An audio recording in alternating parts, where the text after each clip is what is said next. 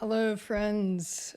Thanks for being here. This is a special edition episode mini segment I'm doing based on new information that's come to light about Instagram, Facebook, TikTok banning the targeted ads and content related to tarot and astrology.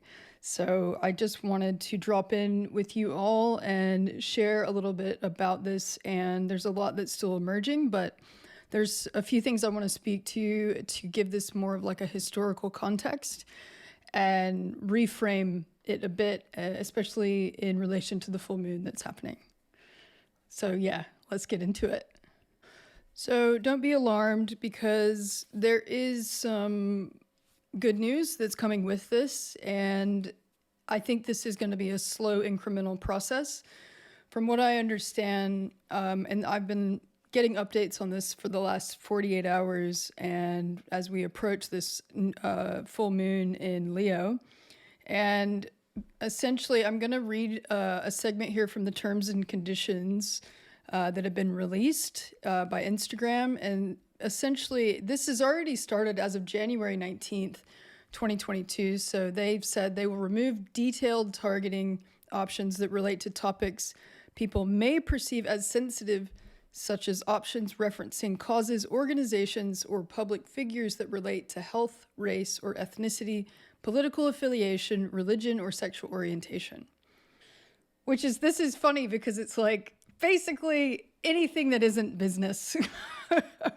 Like anything in life that isn't like a corporation or some kind of big money making, and I don't mean to be cynical, because I'm not. I just think it's interesting because basically what this translates to is that the problem that has caused this reaction from these platforms is that there's been a tremendous amount of scammer kind of activity happening on Instagram.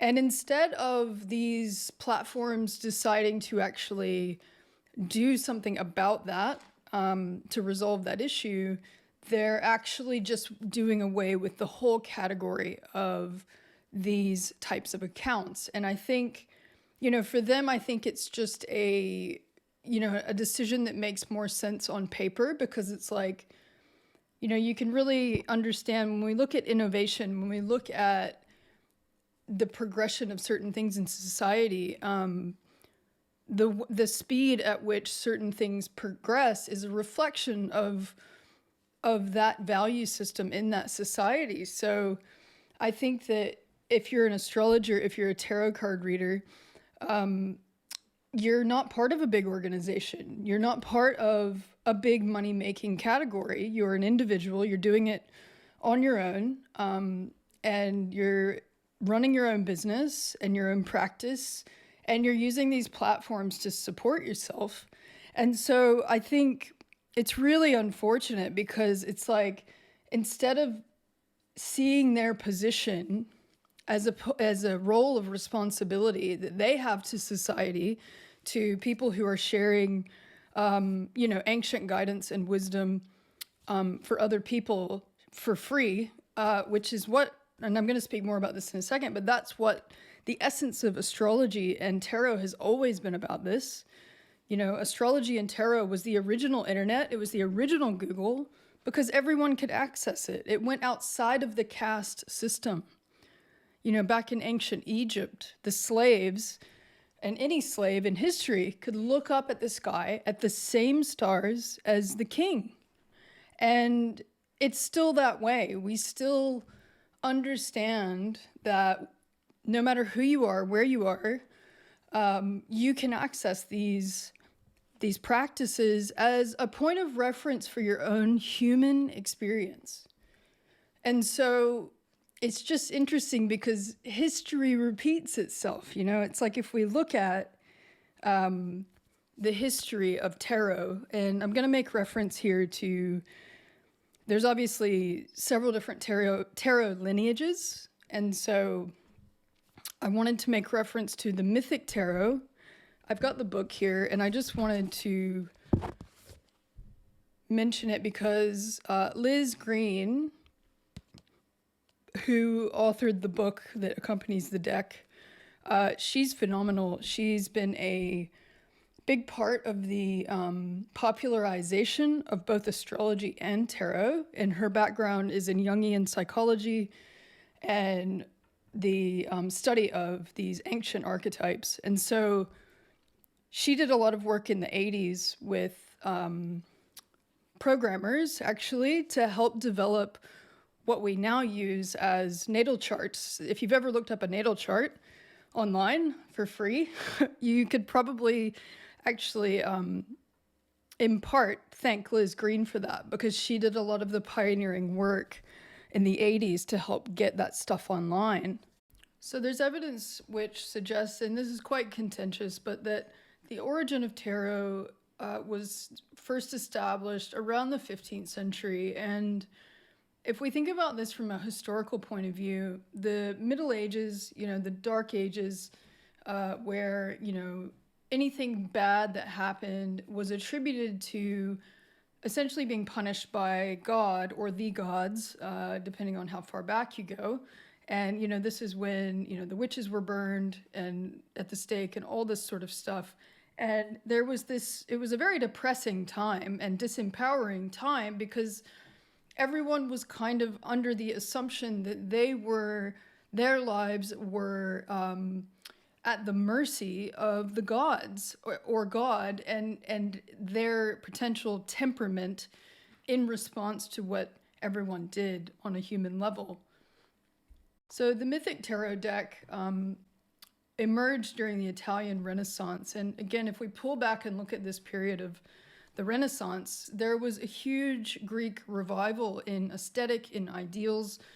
And this was coming out of this Dark Ages period and into this more self-reflective, enlightened period where suddenly, the presumption had been that the only way in which a human can understand the realm of divinity is through the church. So there was still this authority that beings had to report to and be at the mercy of in order to understand these higher notions of creation and the higher realms. So during the Renaissance, this really got challenged because, and this is also what the tarot card decks did, because even back in the 15th century, there's evidence which suggests that these cards were given out to anyone who could afford them, and they were very cheap, and to anyone who had a willingness to understand how they worked.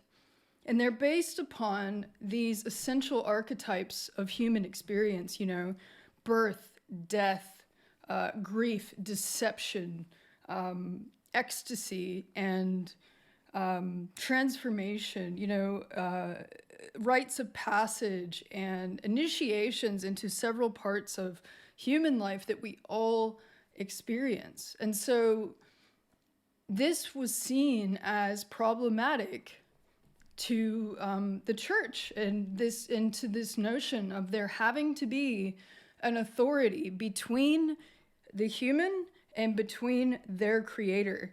So the fundamental thing here that is so contentious, and that still is to the authority figures, is the notion that we can self-reflect and that we can co-create our own existence with the cosmos. And this is what astrology is about. This is what tarot is about. It's about a willingness to self-reflect, a willingness to see things in a different way, and to understand that we are the authors of our lives, and that we can actually author our own story, our new story, again and again, as many times as we need to. And I find it fascinating that this is what is coming up again as problematic. So this idea of, which began in the medieval time, and then it was continued by the Catholic Church, that fundamentally humans are these base, sinful creatures who don't know what's good for them. We don't know what's good for us, and we are constantly in remorse and guilt about the nature of our choices. And this is based on the church, right? This is just a ideological framework. And it's interesting because if we look at the rhetoric of what we're being told these days, because again, this comes back to the body, right? This is North Node in Taurus and South Node in Scorpio. It's like this old worldview that there is something fundamental and inherently wrong with your body that needs to be fixed, that needs absolution, that needs to be pardoned always, that needs to be vaccinated, that needs to be enhanced, that needs to be altered.